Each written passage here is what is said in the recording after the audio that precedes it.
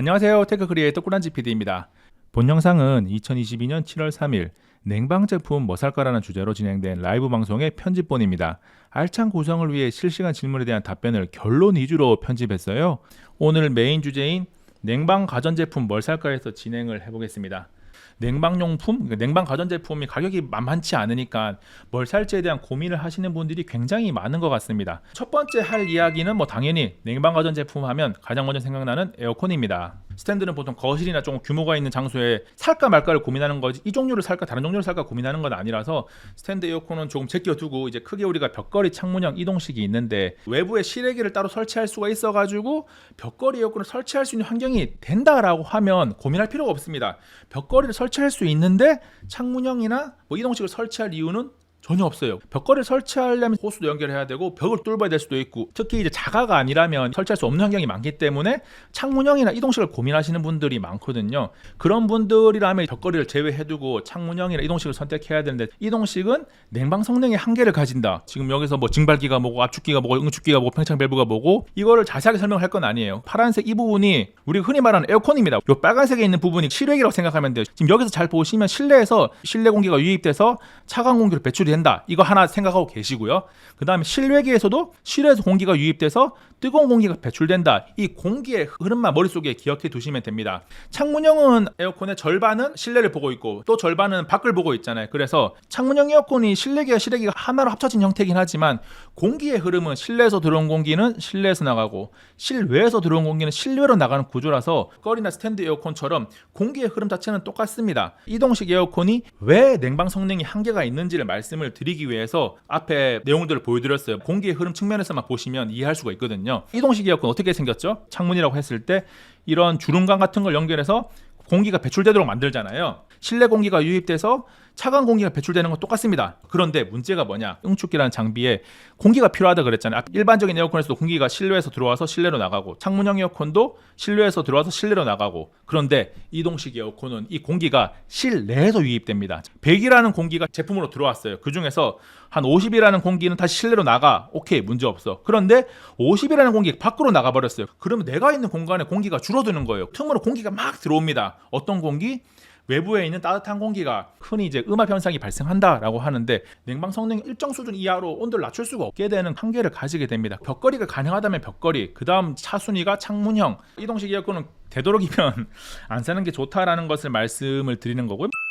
창문형 제품이 지금 검색을 해보시면 10개 이상의 브랜드 제품이 나오고 있거든요. 11개 창문형 에어컨 브랜드를 적어놨는데 국내 생산하는 파세코가 LG전자를 제외해두고 9개의 브랜드가 단 2개의 요우 일렉트로닉과 TCL 드론기 다 만들고 있다. 요우 일렉트로닉이 만드는 국내 창문형 에어컨을 살펴보니까 삼성, 캐리어, 신일전자, 21센츄리, 한솔 일렉트로닉스, 템피아까지 한 6개 정도, TCL 드론기라는 회사에서는 이제 위니아, 쿠쿠, 쿠오레 한 이 정도까지 창문형 에어컨을 만들어서 납품을 하고 있습니다. 이거는 KC 안정인증 등록 정보에 가서 2022년 7월 1일 날 제가 검색을 해가지고 적어놨습니다. 이렇게 놓고 보면 과연 이름값 때문에 더 비싸게 살 이유가 있나라는 생각을 할 수가 있습니다. 요우 일렉트로닉과 TCL 드론기 2개의 중국 회사가 우리나라 창문형 에어컨의 대부분을 맡아서 생산하고 있다라는 것을 알려드리기 위해서 이 표를 띄워놨고요.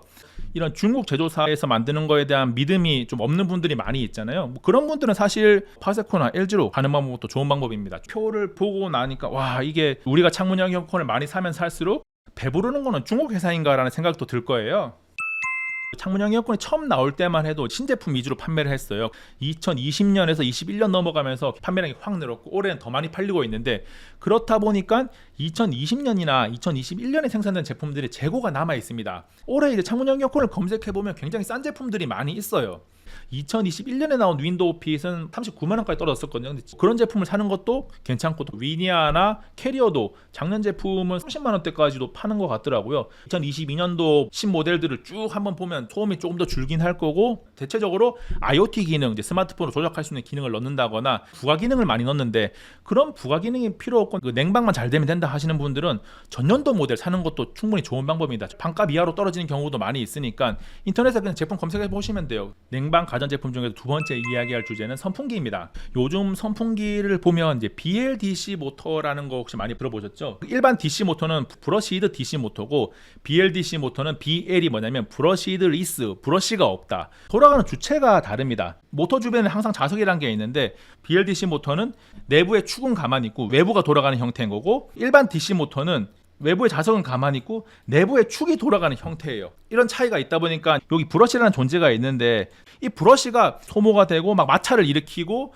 열이 발생하고 소음이 발생합니다. 그래서 발열, 내구성에 대한 문제를 해결하기 위해서 BLDC 모터가 탄생하게 되었고요. 도는 주체가 달라지다 보니까 DC 모터에 있던 브러시가 BLDC 모터에서는 없어진 겁니다. BLDC 모터가 DC 모터를 사용하는 과거의 선풍기에 비해서는 당연히 소음도 작고 발열도 작고, 그리고 BLDC 모터가 바람 세기를 세세하게 조절이 가능합니다. DC 모터가 BLDC 모터에 비해서는 내구성이 좀 떨어지기 때문에 우리가 흔히 말하는 BLDC 모터를 사용하는 선풍기를 사용하는 게 더 좋다라는 말씀을 드리고, 선풍기 살 때 조금 더 싸니까 유선을 쓰는데 무선을 한번 쓰기 시작하면 정말 좋습니다. 무선 선풍기라고 해서 유선이 안 되는 건 아니거든요. 같은 자리에 놓고 쓸 때는 유선을 꼽아서 충전도 하면서 쓰고 있고 자유롭게 옮겨다니면서 쓸 수 있다는 게 굉장히 편합니다.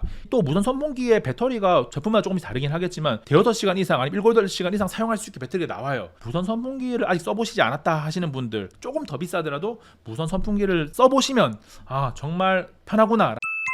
여름에 고온다습한 대한민국에서 냉풍기는 별로 쓸모가 없다, 냉풍기는 효용 가치가 굉장히 떨어진다라고 계속 주장을 하고 있고, 그런 영상을 계속 올렸었고 그런 이야기를 오늘도 하려고 하거든요. 제품 자체가 효용 가치가 떨어지는 건 아니고 고온다습한 대한민국에서 사용하기에 효용 가치가 떨어진다라고 말씀을 드리는 거고, 국내에서 판매되는 대부분의 냉풍기가 기화 냉각 방식이에요. 액체가 기체가 될 때 주변에 열을 흡수하니까 시원해지겠죠. 시원한 바람을 느낄 수는 있습니다. 근데 문제가 뭐냐면 잠깐 시원한 바람이 나오긴 하는데 주변의 습도는 계속 올라가.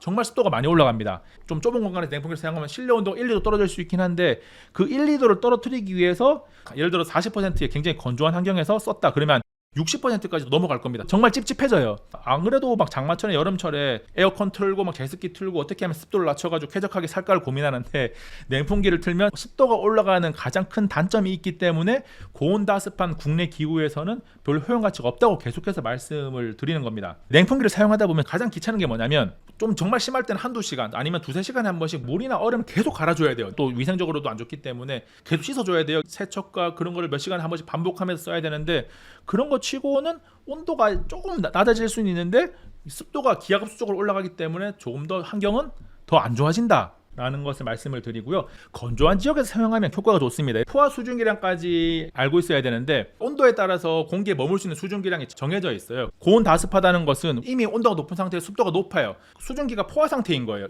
냉풍기가 막 돌아. 그런데 주변 열을 뽑아서 수증기를 내보내야 되는데 이미 주변에 수증기가 꽉 차 있으니까 내가 열을 빼앗아서 수증기를 더 이상 만들 수가 없네? 이런 환경이 빨리 도달하는 거죠. 생각보다 많이 온도를 낮출 수가 없는 거고, 예를 들어 사막에서 냉풍기를 사용한다고 생각하면 열을 빼앗아가지고 수증기를 아무리 많이 만들어도 포화 수증기량이 도달하지는 않습니다. 같은 온도에서 만들어낼 수 있는 수증기가 더 많기 때문에 고온 건조한 지역에서는 냉풍기가 효과가 있어요. 그런데 우리나라 기후에서는 효용 가치가 없다는 게 말씀을 드리는 거고요.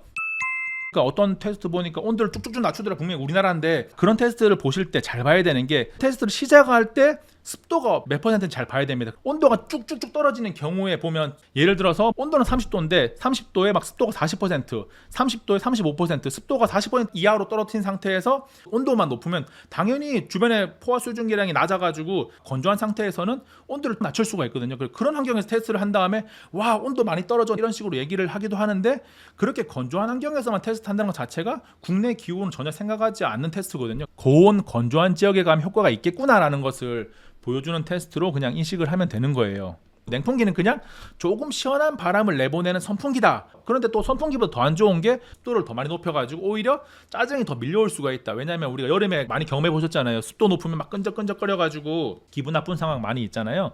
아무튼 결론은 냉풍기는 고온 건조한 환경이 아니라면 맞지 않다, 안 사는 게 좋다라고 말씀을 드립니다. 여러분들이 냉방 가전제품을 조금 더 잘 살 수 있을까라는 생각을 하면서 이런저런 얘기, 이동식 에어컨이 냉방 성능이 한계가 있는 점이라든지 냉풍기가 국내에서 왜 효과가 없는지 사지 마라 이런 말도 했고, 뭐 BLDC가 일반 DC 모터와 뭐가 다른지도 설명을 해드렸고, 아무튼 기타 등등 혹시나 궁금한 게 아직 남아있는 분들은 제가 냉방 관련된 영상들을 많이 올려놨어요. 댓글 달아주시면 제가 최대한 다 답변을 나중에라도 드리겠습니다. 이번 영상은 여기까지. 다음에 또 만나요. 안녕.